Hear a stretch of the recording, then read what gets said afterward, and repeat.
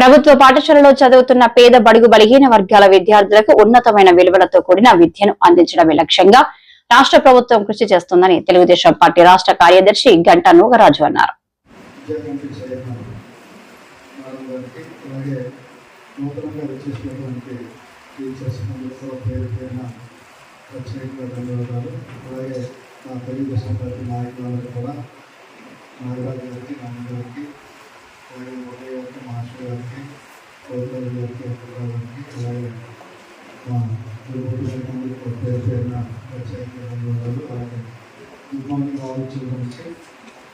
అందరూ కూడా చక్కగా చదువుకోవాలని ఈరోజు మరి తెలుగుదేశం పార్టీ నోటిఫికేషన్ వచ్చిన తర్వాత ఈ రాష్ట్ర వర్గంగా ఉన్నటువంటి విద్యా వ్యవస్థను ప్రవేశపెట్టాలని మరి లోకేష్ బాబు గారు విద్యాశాఖ మంత్రిగా ఉండి ఇదంతా కూడా పాదయాత్రలో పడుతున్నటువంటి బాధలకు అనుకూలంగా పిల్లలు ఏ విధంగా తీర్చిదిద్దాలి, స్కూల్స్ ఏ విధంగా నడిపించాలి, పిల్లలకి ఏ విధంగా ఆలోచన చేయాలనే ఉద్దేశంతో నారా చంద్రబాబు నాయుడు గారు, పవన్ కళ్యాణ్ గారు, లోకేష్ బాబు గారు, మోడీ గారి సహకారంతో ఈరోజు పరిపాలన నాటికత్వం పరిపాలన నుంచి గాడిలో పెట్టి మొన్న రీసెంట్గా 1 year అయిన సందర్భంగా పిల్లలందరికీ కూడా బట్టలతో పాటు స్కూల్ కిట్స్ అన్నీ కూడా నాణ్యతతో కూడిన ఇవ్వాలన్న ఆలోచనతో స్కూల్స్ తెలిసిన వెంటనే మరి పెట్టడం జరిగింది.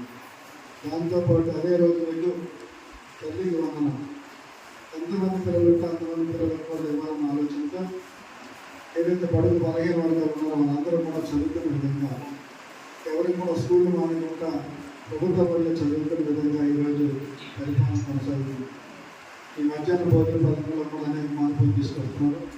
స్కూల్లో మౌలిక సదుపాయాలతో పాటు టీచర్స్ కూడా అందరికీ ఇండిపెండెంట్గా ఇవ్వాలనే ఆలోచన కూడా ప్రభుత్వానికి ఉంది. కాబట్టి మరి 16,347 కోట్లు టీచర్ పోస్టులు కూడా త్వరలోనే తీస్తారు. కాబట్టి మరి మీ అందరికీ తెలుసు, ప్రభుత్వ పాఠశాల చదువుతున్నటువంటి పిల్లలకి ఇప్పుడు ఉన్నటువంటి మాస్టర్ని టీచర్ని చూస్తుంటే మనం గర్వంగా ఫీల్ అవ్వాలి. ఎందుకంటే క్వాలిఫైడ్ టీచర్స్ లక్షలాది మందిలో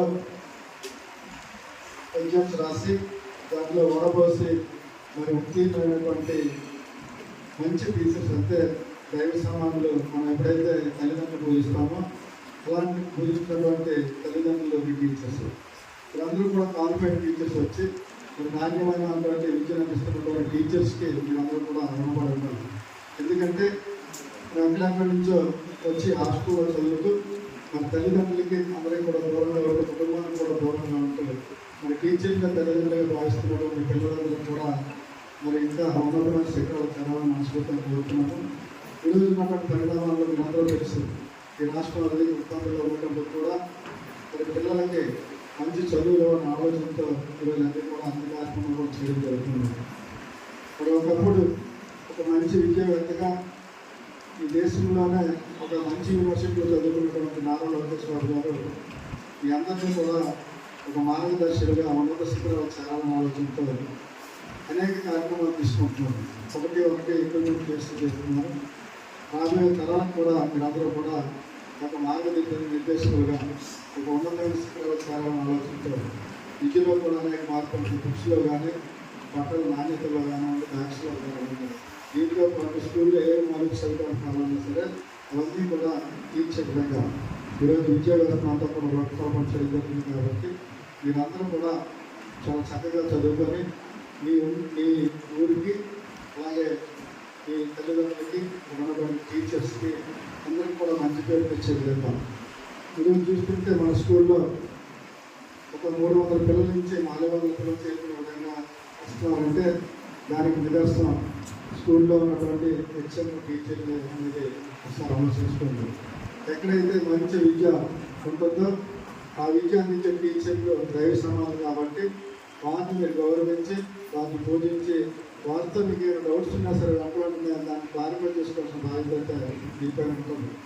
ఒకసారి ప్రైవేట్ స్కూల్స్లో ఒకసారి చూడండి, ఎప్పుడైనా సరే మీ ఫ్రెండ్స్తో కానీ వాళ్ళతో ఒకసారి వెళ్ళి చూడండి. కిక్కిసిన గదుల్లో, మీకు చెమట పట్టిన గదుల్లో మీకు పాఠాలే గౌరవం తెలియడం తప్ప ఎక్కే ఉండదు. ఎప్పుడూ కూడా మిమ్మల్ని గంటలుగా తయారు చేసినటువంటి ప్రైవేట్ స్కూల్కి మనకి చాలా తేడా ఉంటుంది. ఎందుకంటే ఇక్కడ ఉన్నటువంటి టీచర్స్ అందరూ కూడా నాణ్యమైన చదువులు ఇవ్వాలని మరి మీ అందరినీ ఒక మార్గదర్శకులు తయారు చేయాలని ఆలోచనతో ఉంటారు ఇక్కడ ఉన్న టీచర్స్. వారందరినీ కూడా మీరు చాలా జాగ్రత్తగా చూడండి.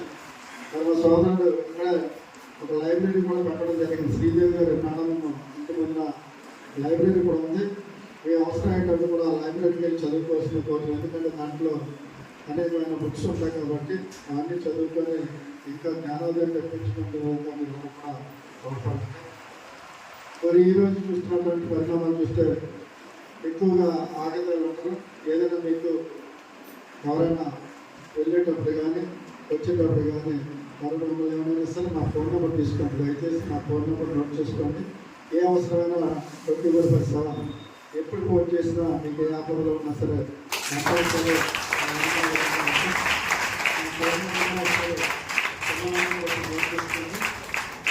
Phone number 9849618616 9849618616. నా పేరు గంటలు ఉంటుందని నోట్ చేసుకోండి. మీకు ఎప్పుడు ఏదైనా ఏ అవసరం ఉన్నా మీ హాస్టల్లో కానీ ప్రాబ్లమ్స్ ఉన్నా ఏదైనా నాకు కాల్ చేయండి. తప్పనిసరిగా మీ కాల్ లిఫ్ట్ చేసి మీకు సమాధానం చెప్పే విధంగా ఉంటాను. కాబట్టి అలాగే మాస్టర్ గారు చెప్పారు, ఎవరైతే టీచర్స్ ప్రాబ్లం ఉన్నా ఈ స్కూల్లో అనేకమైన సమస్యలు